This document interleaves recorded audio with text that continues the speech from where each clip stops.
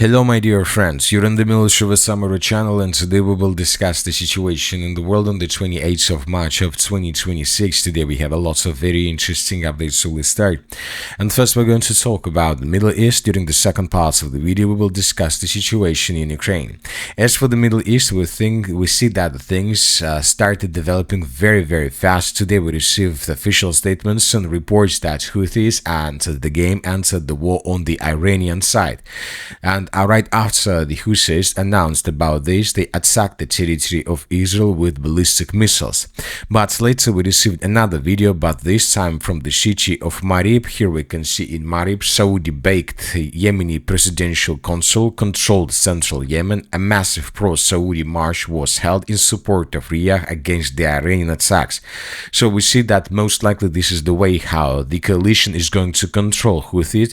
If they answered the game, most likely we will see another round of a civil war on the territory of the state, and the coalition will try to pin the Houthis down and not allow them to use missiles to attack the territory of coalition.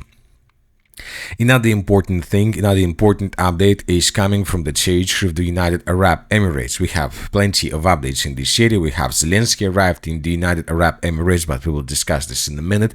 The most important update is that according to pro-Iranian sources, during the previous 24 hours, the Iranians attacked the city of Dubai with missiles or with drones, and as a result of this attack, they struck and destroyed a Ukrainian anti-drone depot in Dubai, claiming it supported US forces. Furthermore, we received another report that the Iranians attacked a big group of US forces in this area. As of the 28th of March of 2026, we received plenty of updates that the Iranians managed to deal significant damage to this group. We will not talk about losses because this information is unconfirmed, and of course it's better to wait for additional details about the situation.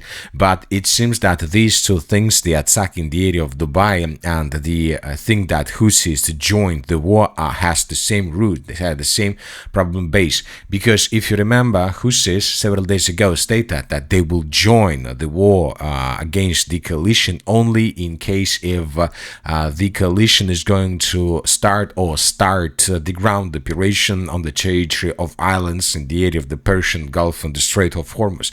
But nothing of this happened, but they decided to join. Maybe they decided to join because the coalition during the previous days attacked lots of objects of infrastructure and plants on the territory of Iran. For example, according to different sources, Israel targeted Iran's two major steel hubs, Mabarech and Khuzestan, heating power systems, production lines, and storage to disrupt steel output and supply chains. Furthermore, we received the report that Iran says a uranium plant in Yazd was attacked. Yellow cake is a powdered uranium concentrate made from mined ore, an early step in the nuclear fuel cycle, later proceeded into reactor fuel or weapons materials. So this plant was also attacked according to different sources. We have a lot of updates on this matter during the previous 24 hours. Maybe this is the reason why the Iranians decided to start to use Houthis on their side and to declare official joint from this side of Yemen. Very difficult to say, but from the other side we see that maybe today or yesterday in the evening the coalition was planning to carry out a special operation from the territory of Dubai. Maybe they were planning to attack islands in the Persian Gulf, or they were planning to attack nuclear sites and to take under control the enriched uranium or something like this. But the Iranians managed to discover this operation and they attacked. Very difficult to say, but obviously during the previous 12 hours something happened, and we see that it seems that the parties from coalition are trying to hide this situation. But from the other side we see that the Iranians don't have enough of information to understand what exactly was happening. Furthermore, according to information we have, the Iranians attacked the state of Bahrain. Lots of explosions and lots of videos were published from this area. Furthermore, the Iranians attacked the state of Israel. Also, lots of explosions and lots of videos were received from this area. The coalition continued bombing and attacking different facilities and plants through the inside territory of Iran, and we see that the conflict stands on the same place. Another important important update is coming from Saudi Arabia. According to information we have, during the previous 24 hours, the Iranians attacked the Prince Sultan Air Base, and the sources are saying that several very important aircrafts were destroyed. So here we can see fresh satellite pictures where we can see the differences between the days before and after attack. The sources are saying that at least 3 refueling aircraft were destroyed or damaged, and today we received the report that it seems that the Iranians, as a result of attack, managed to damage American AWACS E-3 Sentry aircraft and several refueling aircraft. And this is obviously the biggest losses, one very, very difficult losses for the coalition to lose an aircraft of this type. This upcoming night is going to be very important because it seems that something might happen between the 28th and the 29th of March of 2026. And the thing is, and the most important thing is, that we start receiving first updates about ground forces through the states of the Middle East that are ready or about to be ready for some special operations already on the territory of Iran. Now let's discuss the situation with Ukraine. During the previous 24 hours, according to information we have, the president of Ukraine visited several countries in the Middle East. He came to Qatar, where he signed an agreement on the interception of missiles and drones. Later, he came to United Arab Emirates, where he also discussed Iran-related things, threats, oil risks, and regional security. And according to information we have, Zelensky have signed an agreement with them as well. So the official Ukrainian position is that Zelensky is signing defensive agreements, but the sources familiar with the situation reported that Zelensky was signing an agreement where, according to these agreements, Zelensky must provide technologies and forces and sources to protect the states of the Middle East against the Iranian attacks with drones. In exchange, the Middle East states must provide Ukrainians with fuel, the most important asset of this stage of the conflict on the territory of Ukraine. Zelensky, for example, stated that there could be a 90% diesel shortage in Ukraine. That was stated by Zelensky. Everybody understand, and especially the Russians understand this as well, that if Ukraine doesn't have fuel, then most likely the Ukrainians will not be able to continue the conflict on the territory of Ukraine, and the Ukrainians would be forced to surrender. Furthermore, without fuel, the Ukrainians will not be able to carry out anything. We're talking about counterattacks, counteroffensive operations, and of course to launch drones deep inside of the territory of the Russian Federation, which has already become a very big pain for the Russians. So that is why Zelensky came to the Middle East to sign agreements, and probably Zelensky managed to sign these agreements, but the question is not whether Zelensky signed these agreements or not. The question is how Zelensky is going to take his fuel, to get this fuel on the territory of Ukraine, because the Russians are over-concentrated on the Ukrainian logistic. The Russians are attacking energy substations with the purpose not to allow Ukrainians to use railway service for the redeployment to. If we increase the number of updates, for example, since the beginning of the 22nd of March of 2026, we will see just in the area of the city of Kryvyi Rog several updates, dozens of videos, dozens of pictures where we can see how the Russians were attacking the city of Kryvyi Rog, mainly how the Russians were attacking a locomotives in this area. So this is the first picture. For example, this is the second picture where we can see another locomotive damaged and destroyed by the Russians on the territory of the city. Here we can see another video where we can see almost the same thing. We can see a railway station, and here we can see another locomotive or train that was attacked and damaged by Russians. So this is a very important thing because the Ukrainians, they need to bring fuel to the line of combat contact. And if you have problems with electricity, if you have power outages, if you have problems with logistics, the only way how to bring fuel to the line of combat contact or from the territories along the border with the European countries is to use these type of vehicles, locomotives. And the Russians destroyed significant number of them during the previous weeks. So Russians understand that the Ukrainians need fuel, and without fuel they will not be able to do this. And according to different updates, we see that most likely the Ukrainians are going to use the southwestern parts of Ukraine, so this territory, for these purposes. They need and they will most likely directly use the southwestern part of Odessa region, the Nikolaev region, and the territory of Dnipro region. These railway service lines in this area with the purpose to bring fuel to the line of combat contact from the territories of states like Moldova and Romania. So that is why during the previous days the Russians were over-concentrated in this area, trying to hit as many as possible objects of the logistic infrastructure of Ukraine. And the previous night wasn't an exact exception in this area. Lots of videos were published from this territory. The Russians are basically doing just one thing with all these drones and missiles. They're hunting the logistic of the armed forces Ukraine. They're attacking trains of the armed forces Ukraine in this area. They're trying to destroy fuel of Ukraine that is entering the territory of Ukraine from the states of Romania and Moldova. Because the Ukrainians don't have lots of ways, lots of solutions how to bring fuel on the territory of Ukraine. So, for example, they can't do this through Transnistria because this is an ally proxy Russian, let's say, state, unrecognized states. They can't do this from the territories of Hungary and Slovakia because they stopped supporting Ukraine with fuel. The only possible solution for them is Poland, through the territory of Poland, and of course the shortest solution is to bring fuel from the territory of Romania.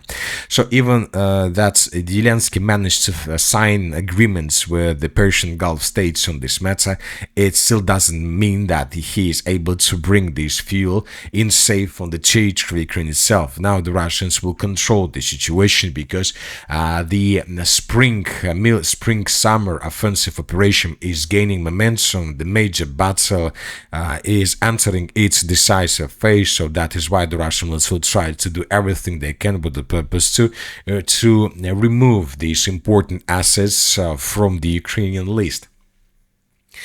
The Ukrainians understand this situation, and so that is why they're trying to do the same.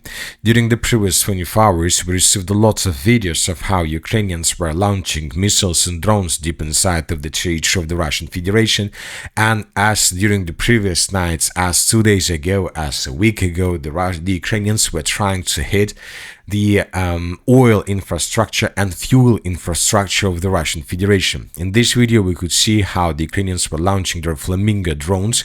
Later, we received this picture where we can see the approximate routes of attacks, and later we received additional updates of what exactly the Ukrainians were attacking.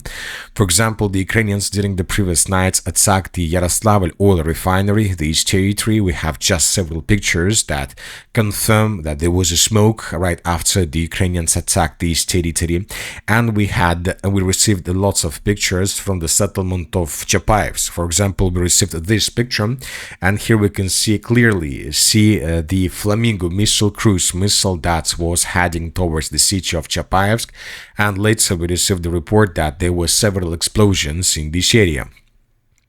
Another important thing is, once again, attack in the area of Yaroslavl. As you can see, the city of Yaroslavl and the Yaroslavl oil refinery is located basically behind the city of Moscow. So the Ukrainians are so tasked to attack just oil refineries and oil infrastructure of the Russian Federation, so they decided not even to attack the city of Moscow, but to move further in the northern direction, which means that currently even the capital of the Russian Federation, the city of Moscow, is not important for Ukrainians. They are tasked just to attack these refineries. Another important thing, that if the Ukrainians decided not to attack the city of Moscow, but they saved a missile or several missiles to attack in the Yaroslavl direction, this also means that it seems that the Ukrainians are about to, the missiles and drones could be ended in coming days, at least long-range missiles, and the Ukrainians are trying to save them just for special purposes. Now let's discuss the situation on the ground. During the previous 24 hours, we received lots of updates, and we received lots of updates from the area of Zaporozhia. For example, the Russians, as you can see, according to number geolocations, intensified their activities in the Orykhov direction. During the previous day, we received lots of videos of how Russians were attacking the central part of the settlement with aviation. Also, we had this video where we see how Russians were attacking with FPV drones the edge positions or the temporary deployment points of the armed forces of Ukraine. Here we can see another video how Russians discovered the movements of the armed forces of Ukraine and they attacked this vehicle with another FPV drone. So lots of episodes. And furthermore, right before I started making this video, several pro-Ukrainian sources stated that during the previous 24-36 hours or something like this, the Russians launched a major offensive operation in the direction of the city of Orykhov, and the Russians were trying to answer the settlement of Orykhov from the southeast and from the east, using mechanized convoys, lots of infantry and so on. And the Ukrainians were repelling this attack using the 65th Mechanized Brigades, and we received first videos where we could see how Ukrainians were repelling Russian attacks, attacking them with FPV drones. As of now, the videos that were published haven't been geolocated, but we believe that in coming days several episodes would be geolocated, and then we will understand what exactly the Russians were trying to achieve. The most important thing is that the Russians were trying to break through Ukraine's defense in the city of Orykhov and to answer the city itself. But I would like to remind you that according to the chief of the General Staff of the Armed Forces of the Russian Federation, there are already clashes on the territory of the city, but we still haven't received proof. As for the eastern Zaporozhia direction, there are very heavy clashes, but it seems that Ukrainians would be forced to change their plans if Zelensky doesn't resolve the issue with the fuel, because it's impossible to continue a counter-offensive operation further in the southern direction without being backed with 100% normal supply with everything that is needed for this counter-offensive operation. So that is why we haven't been receiving almost anything about the Ukrainian counter-offensive operation in this area for the last 2, 3 or something like these days. It seems that either the Ukrainians stopped or they're regrouping before the next wave of attack. So let's wait and see what is going to happen next, but the situation is very strange in the area of the Ukrainian counter-offensive operation, and yet, as you can see, there are lots of places marked as a gray zone without any proof that these territories indeed were recaptured by the Ukrainians, despite the fact that many sources, pro-Ukrainian and pro-Western sources, claim that these territories are under complete control of Ukraine. Now let's move further and let's discuss the situation in the Slaviansk direction. During the previous 24 hours, we received the most important update exactly from this area. This morning, the Minister of Defense of the Russian Federation stated that the Russians, as a result of clashes and decisive actions, managed to establish complete control over the settlement by the name of Bruskovka. Based on the report that was published by the Minister of Defense of the Russian Federation, we have adjusted the map. So this is a very important statement, and this is a very important situation. Of course, as of the end of the 28th of March, we still haven't received anything that can confirm this information, but the most important thing that if this is true, if this is exactly the case, if indeed the Russians as a result of clashes captured the settlement of Bruskovka, then we can start talking about the collapse of the entire Ukraine defenses in this area. The village of Bruskovka is not something like a breakthrough that will allow the Russians to continue advancing further in the direction of Slaviansk from the northeast. This is not the most important thing. The Russians will use the Bruskovka foothold for several purposes. One of them is to cut the logistics of Ukraine, because the Ukrainians were using the Slaviansk power station and the settlements like Starodubovka and Piskunovka with the purpose to redeploy their forces further in the northern direction to support their contingent on the territory of the city of Liman. And from now on, the Ukrainians are no longer have these possibilities because the Russians control physically the main roads that the Ukrainians used to have. So which means that the news around the city of Liman is sightseeing, and there are just several roads that left for the Ukrainians for these purposes.